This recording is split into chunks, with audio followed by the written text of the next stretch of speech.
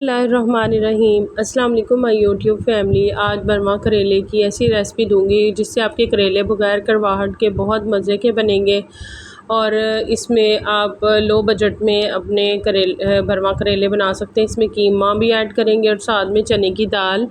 बहुत ही मज़े के करेले बने थे और ज़रा भी कड़वे नहीं बने थे। आप लोगों ने ज़रूर ट्राई करना है और रेसिपी अच्छी लगे तो मुझे फ़ीडबैक भी देना कमेंट्स में भी और सब्सक्राइब करके चैनल को। ये देखिए, सबसे पहले करेलों को हमने छिलका उतार लेना है, अच्छी तरह इसका छिलका रिमूव करना है। ऊपर से मोटा मोटा छिलका उतारिएगा ताकि इसकी कड़वाहट कम हो जाए और फिर इसमें से बीज निकाल लेने हैं। अच्छी तरह सारे करेलों में से बीज निकाल लेंगे जितने आपने बनाने हैं भरवा करेले। तो इनको, ये फ्रेश करेले थे, इनको हमने छील के इनके बीज निकाल के एक बेस्ट तरीका आपके साथ शेयर करूंगी। इसको आपने फ्रीज़ कर देना है 3-4 घंटे के लिए, उससे आपके करेले ज़रा भी कड़वे नहीं बनते। तो उसके बाद हमने उनको निकाल के अच्छी तरह धो लेना है। धोने के बाद इनका पानी जो है दबा दबा के अच्छी तरह निचोड़ लेना है और निचोड़ के इनको हमने एक साइड पे रख देना है और साथ ही दूसरे इसके जो है काम शुरू कर लेंगे। चने की दाल को भी बॉईल करना है, उसको पहले भिगो के रख लेना है। मैंने भी चने की दाल भिगो के रखी थी, उसको हमने जो है बॉईल करना है। तो उसमें लहसुन के 3-4 जवे मैंने डाले हैं। चने की दाल को भिगो के रखा था घंटा पहले। इसमें 4-5 जवे जो है लहसुन के गए हैं और बस नमक गया है थोड़ा सा, हाफ़ टेबल स्पून से भी कम। उसको हमने बॉईल कर लिया है। चने की दाल ज़्यादा बॉईल की थी क्योंकि मैं एक ही दफ़ा में चने की दाल बॉईल कर रही हूँ, हाफ़ केजी के करीब। उसमें से मैंने जो है शामी कबाब बनाने थे, तो ये आपके साथ एक बहुत इजी रेसिपी शामी कबाब की भी मैं शेयर करूँगी इंशाल्लाह। और इसमें मैंने जो है 2 मीडियम प्याज को बारीक चॉप कर लिया है। टोटल मैंने 4 प्याज इसके लिए काटे थे, 2 मैं लास्ट पे डालूँगी क्योंकि मुझे वो अच्छे लगते हैं। बीच में जो स्टीम हुए होते हैं जब करेले रखते हैं उस वक्त आधा प्याज डालना है हमने। इसको थोड़ा सा सौते सा कर लेना है प्याज को। इसमें साथ ही टमाटर पेस्ट मैंने डाल दिया है, 2 टमाटरों का पेस्ट इसमें शामिल कर दें और इसको साथ ही नमक इसमें मैंने शामिल किया है 1 टेबल स्पून। आप अपने करेलों के हिसाब से डालिएगा। रेड मिर्च जो है वो मैंने 1.5 टीस्पून डाली थी। साथ में नमक भी 1 टीस्पून था और साथ में 1.5 टीस्पून रेड मिर्च थी। सूखा धनिया और गरम मसाला पाउडर इकट्ठा पिसा हुआ है वो भी 1.5 टीस्पून। काली मिर्च जो है वो हाफ़ टीस्पून से भी कम, 1/4 टीस्पून थी। सारी चीज़ें डाल के, क्योंकि मेरे करेले ज़्यादा नहीं थे इस वजह से मैं इसका मटेरियल कम बना रही हूँ। आपके अगर करेले 1.5 किलो या 2 किलो हो तो आप उस हिसाब से अपना जो है प्याज भी बढ़ा सकते हैं और सारी चीज़ें डबल कर लीजिएगा। और इनको हमने मसाले को थोड़ा सा भूनना है। साथ में सब्ज़ मिर्चों का पेस्ट चला गया 1 टेबल स्पून। इसको अच्छी तरह हमने मसाले को भून लेना है और इसमें बॉयल जो की थी मैंने दाल, उसमें से 1 प्याली दाल जो है वो हमने इसमें शामिल करनी है। बाकी हम जो है कबाब बनाएंगे उसके। इसमें पानी थोड़ा सा शामिल किया है ताकि ये अच्छी तरह मसाला जो है इसकी ग्रेवी तैयार हो जाए। ये चने की दाल अच्छी तरह बॉयल करनी है, कच्ची नहीं रहनी चाहिए। इसको फुल डन करना है पहले से ही।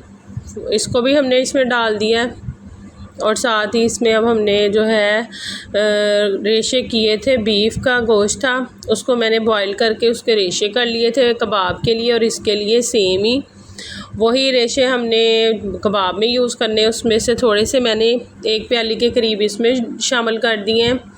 इसमें ज़्यादा क्वांटिटी चने की दाल थी, आप इसमें कीमा भी डाल सकते हैं।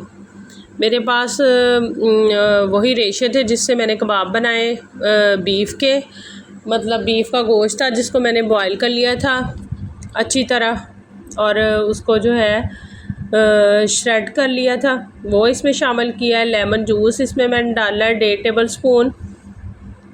अगर आप इसी रेसिपी से करेले बनाएंगे, यकीन करें आपके करेले बहुत मज़े के बनेंगे। उनकी करवाहट जो हल्की फुल्की होती है उनकी कुदरती वही होगी, बहुत तेज़ कड़वे नहीं होंगे। आप लोगों ने ज़रूर मेरी रेसिपी को ट्राई करना है। अब इसको मसाले को हमने थोड़ी देर ही भूनना है, बहुत ज़्यादा नहीं भूनना, इसको थोड़ी देर ही भूनना है। इसमें इस टाइम पे ऑयल कम है, बाद में हमने और इसमें ऑयल ऐड करना है।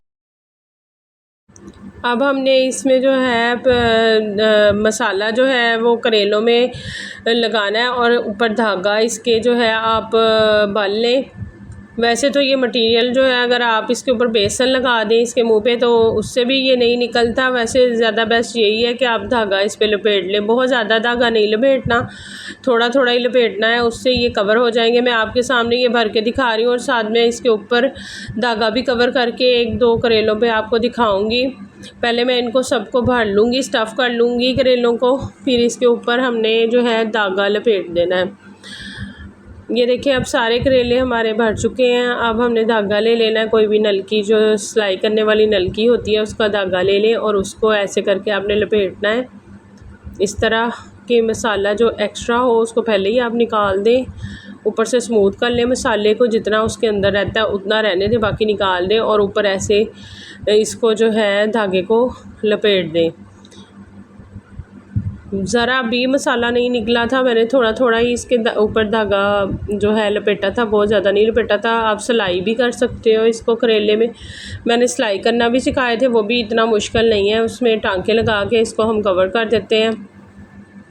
अब इसमें हमने जो है 1 मग के करीब ऑयल लिया है, इसमें हमने अब करेलों को फ्राई करना है। अब ये जब गर्म हो जाए अच्छी तरह तब इसमें आपने करेले ऐड करने हैं। जब बबल से बनना स्टार्ट हो जाए तब आप करेले ऐड कीजिएगा। देखिए हम बबल बनना शुरू हो गए थे तो मैंने भी इसमें करेले ऐड कर दिए हैं। 2 बैच करके हम इनको फ्राई कर लेंगे और इनको जलाना बिल्कुल नहीं है, बस गोल्डन करना है, लाइट गोल्डन, डार्क गोल्डन भी नहीं करना। उससे करेले की जिल जो है वो जल जाती है और उसके जो सही बेनिफिट होते हैं, जिससे करेला खाने से खून भी साफ़ होता है और शुगर वालों के लिए करेला बहुत ज़बरदस्त है। आप लोग भी ज़रूर बनाएं, ये खून की सफाई करता है गर्मियों में। इसके साथ कच्ची लस्सी पिएं और ज़रूर इंजॉय करें। इस तरह का गोल्डन जब हो जाएगा तब हमने इनको निकाल लिया था और बाकी जो जिसके बचे थे करेले अभी फ्राई करने वाले। ये मेरा चम्मच थोड़ा सा ना डिस्को कर रहा था क्योंकि ये ख़राब हुआ चेंज करने वाला है। तो अब हमने बाकी करेले इसमें ऐड कर देने हैं, तो इनको भी हमने फ्राई कर लेना है। सिंपल वे में आपको बता रही हूँ, इसमें कोई जो है मुश्किल नहीं है। जिस तरह मैंने आपको बताया इसी तरह अगर आप फॉलो करेंगे तो आपकी रेसिपी बहुत मज़े की बनेगी। गर्मी काफ़ी ज़्यादा हो रही थी, मैंने साथ ही इसके करेले फ्राई करने के मसाला ऊपर रखा और प्याज जो बाकी बचाया था मैंने बताया कि एंड पे मैं डालती होती हूँ। आप टमाटर भी डाल सकते हैं, सब्ज़ मिर्चें भी, मैं सिर्फ प्याज इसमें ऐड करूँगी। और ये जो हमने करेले जो हैं फ्राई करके रखे थे इनको इसमें शामिल करेंगे और थोड़ी देर इसको स्टीम देंगे। तकरीबन 5 मिनट दम वाली आंच पे हमने इसको स्टीम दे लेनी है करेलों को और फिर आपने इसको एंजॉय करना है। और मेरे चैनल